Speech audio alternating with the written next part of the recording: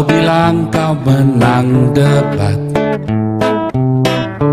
lawan domba yang sesat.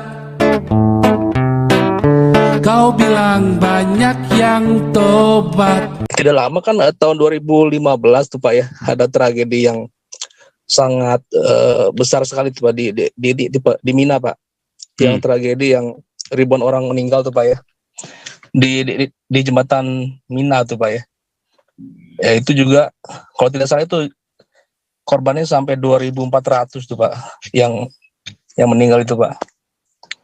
Nah, itu juga kita tidak tahu itu bagaimana pertanggungjawaban Pak ya. Mungkin dari pemerintahan di sana di Arab Saudi gitu, bagaimana mereka melakukan mungkin kepada keluarga korban yang bersangkutan gitu ya. Yang itu kan kalau yang haji itu kan yang tragedi Mina itu yang berapa ribu untuk meninggal ya. Yang kedua yang keren-kerennya itu jatuh di Mekah di Ka'bah itu loh. Ah betul Pak. Itu kerennya jatuh itu kan berapa berapa puluh orang mati itu kan.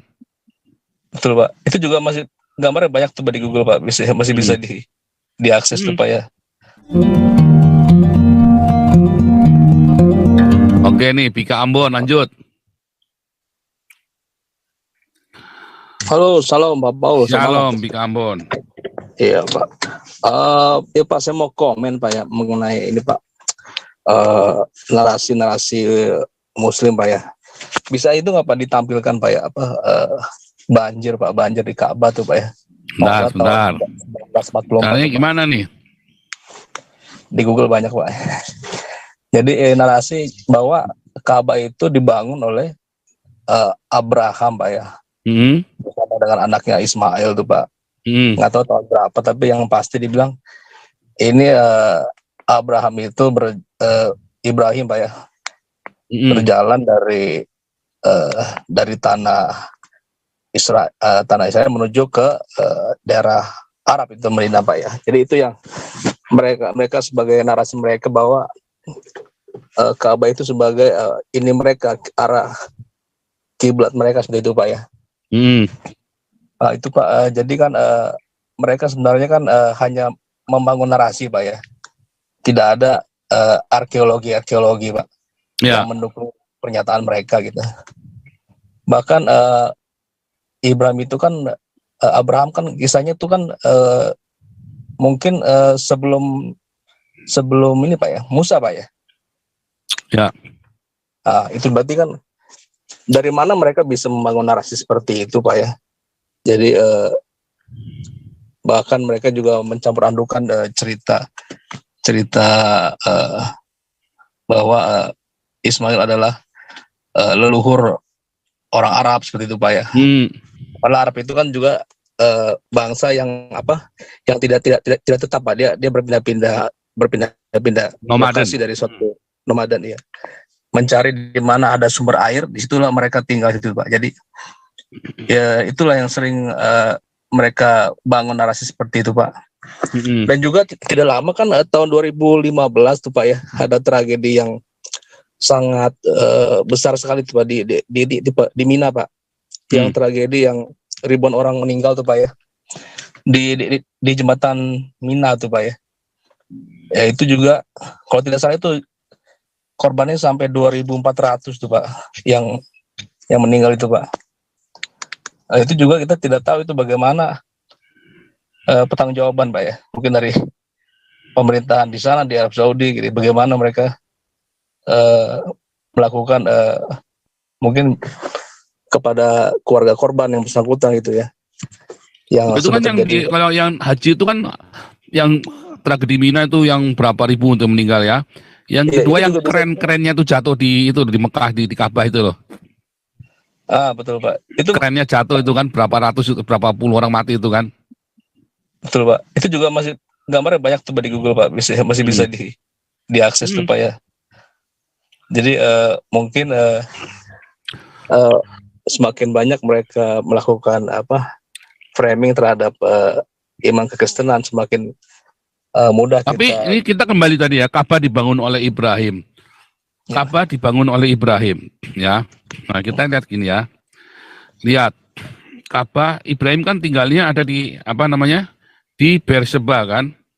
Betul nggak? Kita lihat ya, Beersheba to Mekah. Berapa kilometer? 1397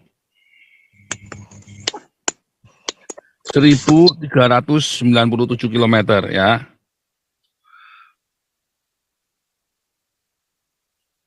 Ya kan? Beersheba ke Mekah.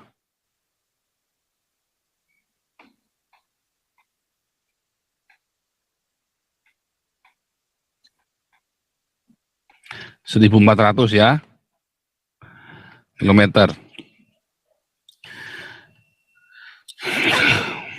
Kita lihat ya.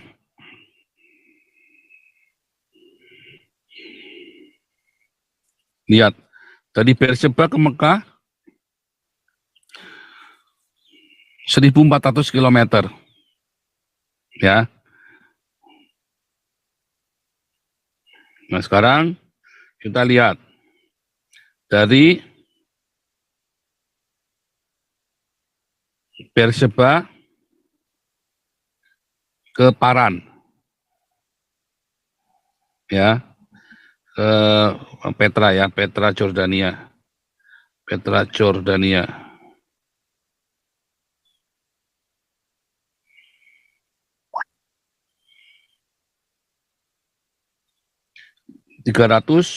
kilo ya. 360 kilo.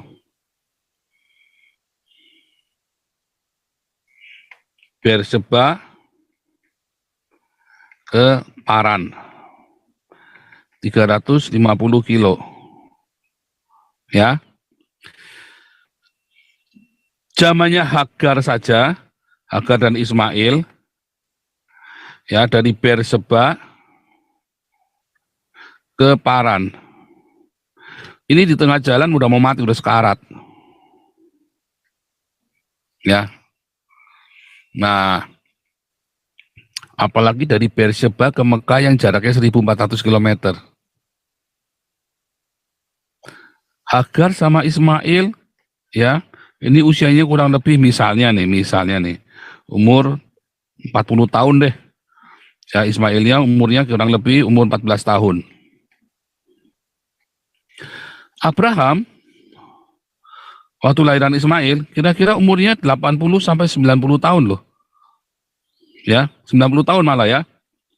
Ismail 90 tahun ya.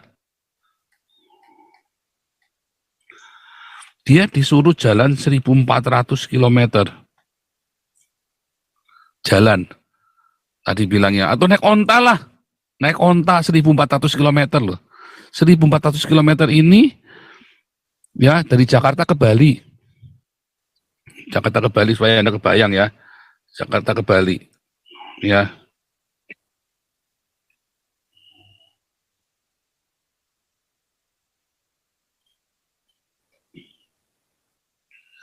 Jakarta ke Bali.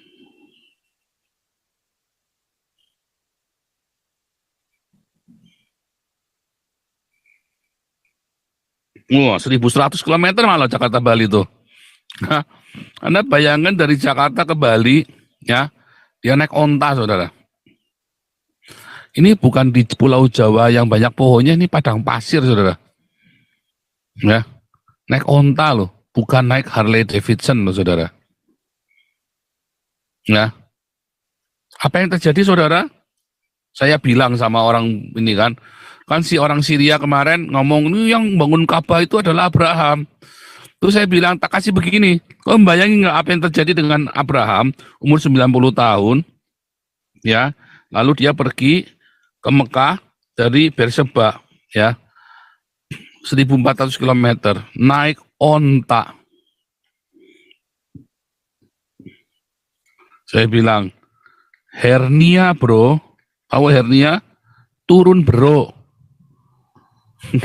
Kadang-kadang otaknya orang Islam ini nggak dipakai ya. 2 kali lagi katanya kan, turun bro, ya, hernia. Ngeri ya? Nah itu tadi ya, makanya otak dipakai.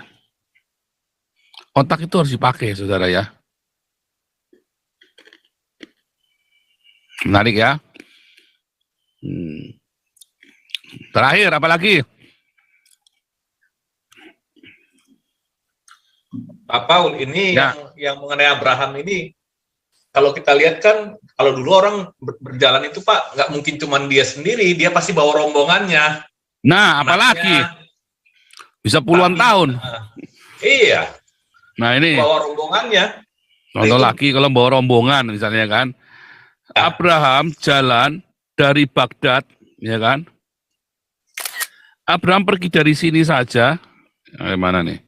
Dari sini ya sampai ke pertama kan sampai ke ini kan, sampai ke seberang Efrat kan, Yerusalem kan. Nah, dari Kuwait, nah tadi salah nih. Kok Yerusalem apa namanya? Salah ya, ntar ya. Dari Baghdad ke Yerusalem deh ya, atau Baghdad ke Beersheba deh. Baghdad ke Beersheba. Dulu sih belum ada apa Baghdad, Beersheba to Baghdad.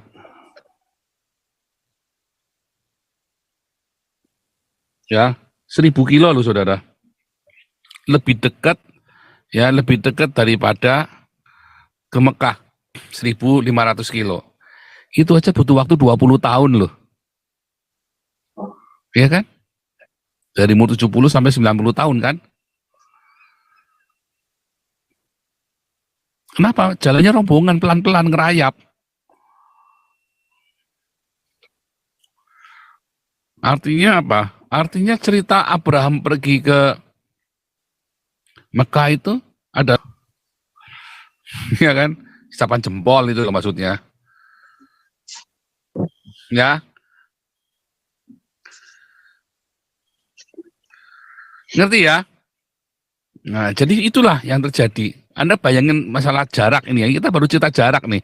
Belum cerita histori loh. Kita baru cerita jarak loh. Belum cerita geografi. Artinya Mekah itu baru ada kota bernama Mekah. Itu tahun 800. Ya. Sebelum tahun 800 tidak pernah ada kota bernama Mekah. Arkeologi manuskrip apapun mencatat pertama kali ada kota Mekah itu tahun 800. Ya, dalam Qurani geografik itu ya. Jadi sebelum Muhammad itu backgroundnya di mana? Di Petra Yordania. Semua cerita tentang Muhammad itu yang di Al-Quran itu backgroundnya adalah Petra Yordania dan Madinah. Ya, bukan Mekah. Lucu ya. Itulah faktanya. Serem ya. Ini lagi Pak Paul, kalau dari Abraham dari Baghdad ke Seva itu kan masih banyak oasis dan masih banyak sumber air Pak, Ya, secara geografis. betul. Tapi kalau ke selatan, setahu saya itu pernah dibahas sama Dan Gibson juga, itu nggak ada sumber air Pak Paul. Nggak ada oasisnya. Kalau Nggak ada. dia jalan dari Baghdad, ya, ini tadi ya. Kalau Abraham jalan dari sini,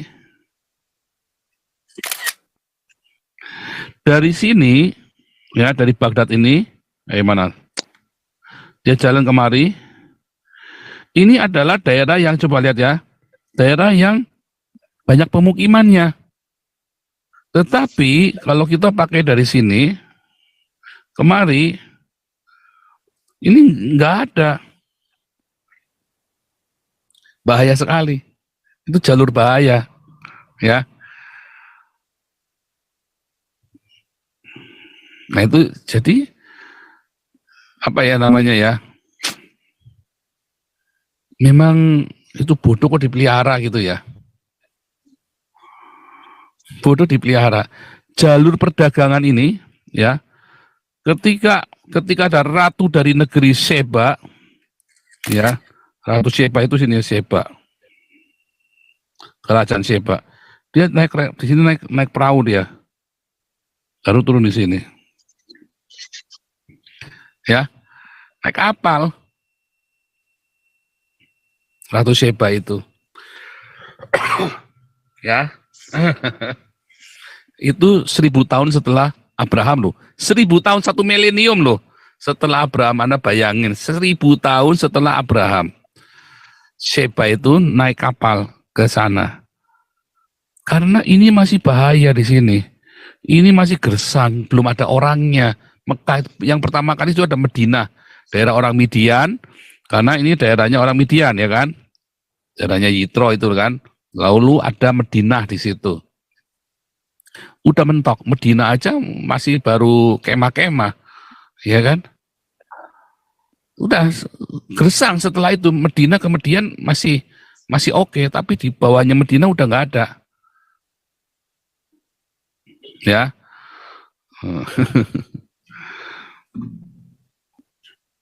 Oke, kita harus sudahin karena sudah kurang 20 menit. Sebentar ya, saya lagi mau cerita satu lagi, ada yang lupa tadi ya.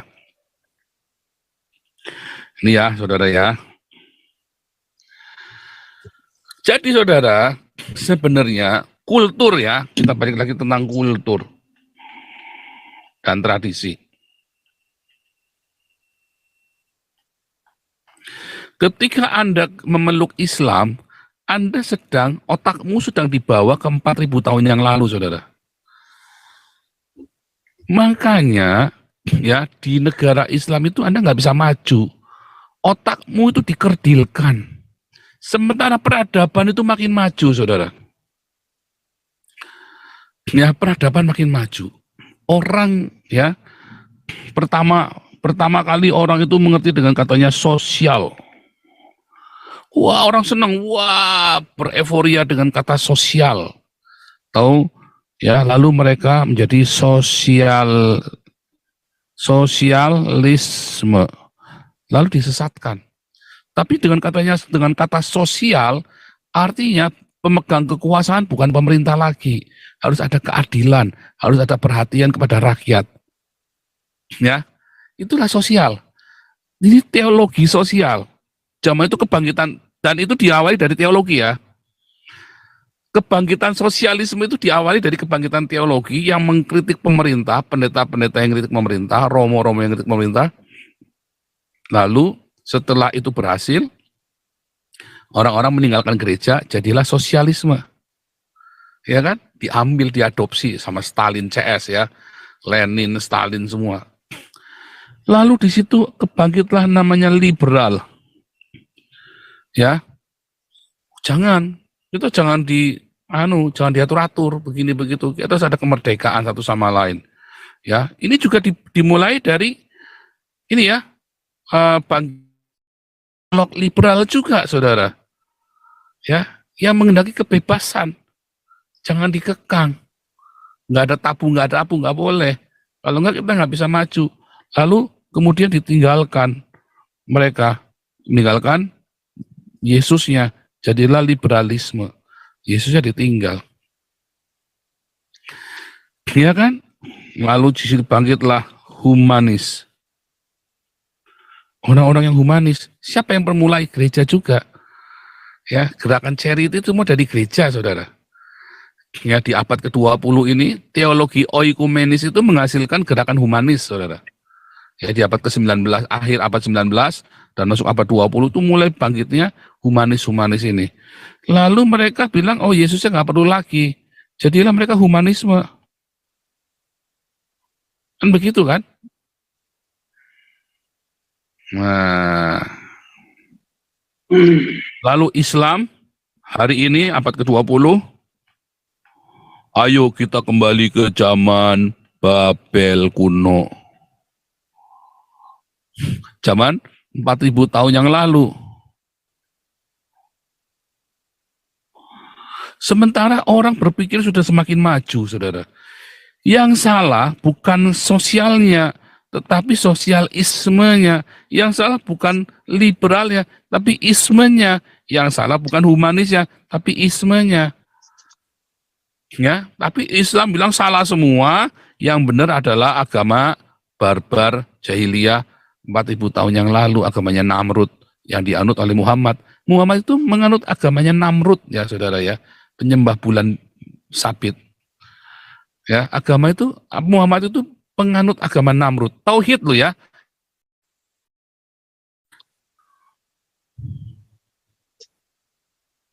Namrud ini adalah tauhid, ya, monoteisme loh, ya, penyembah dewa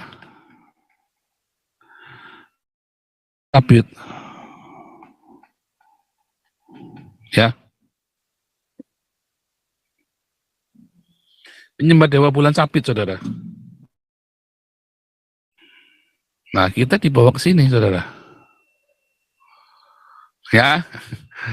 Lalu mereka membingung dengan agamanya apa, Tuhan El Shaddai dengan dewa bulan sabit, saudara. Mereka bingung. Nah, itulah masalahnya. Oke. Oh, ini pas terakhir, pas kita gangguan terus ya, nggak apa-apa. Kita akan tutup dalam doa. Pak Santiamer, boleh tutup dalam doa, Pak Santiamer? Baik.